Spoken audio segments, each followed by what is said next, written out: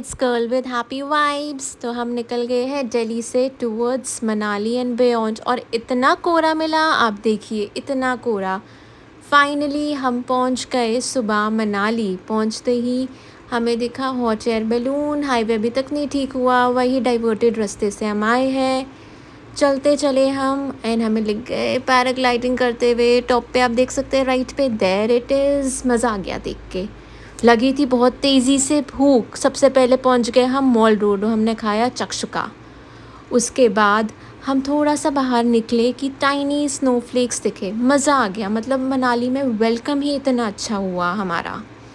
फिर हम निकले और खाने पीने टूवर्ड्स ओल्ड मनाली। रात को लग गई ठंड, बैठ गई मैं हीटर के सामने। अब नेक्स्ट डे फिर से हम गए ओल्ड मनाली, अगेन खाने पीने एंड वो वाइब इंजॉय करने और अपनी वाइब स्प्रेड करने। And then you go, here is your happy girl.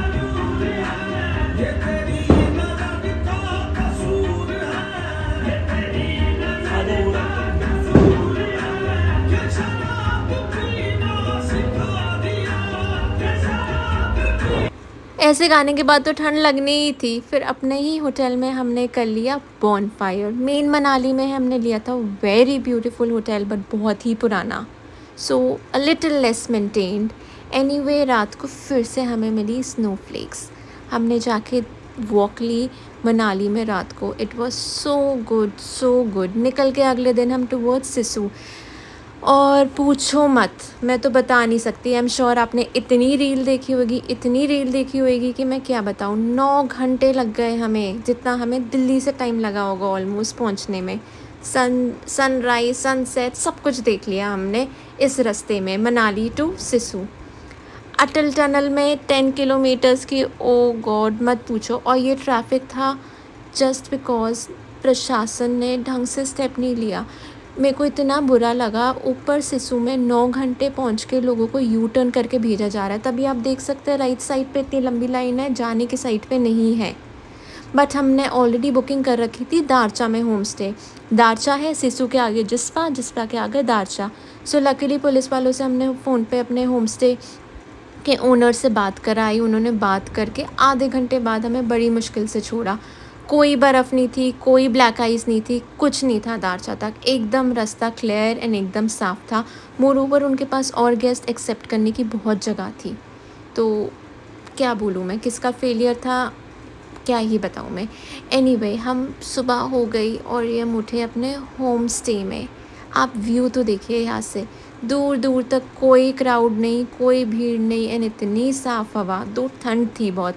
सुबह सुबह आंटी बुन रही थी स्वेटर, और बुनते बुनते फिर हम निकल गए थोड़ा और आगे। हम निकले ही थे कि इतनी ठंड थी कि पानी पूरा जमा हुआ था। इतना सुंदर ये लग रहा था। स्नोफॉल तो हो नहीं रही थी, तो मैंने अपनी ही सोचा स्नोफॉल क्रिएट कर ली जाए सनसेट पे। So there you go, snow snow snow.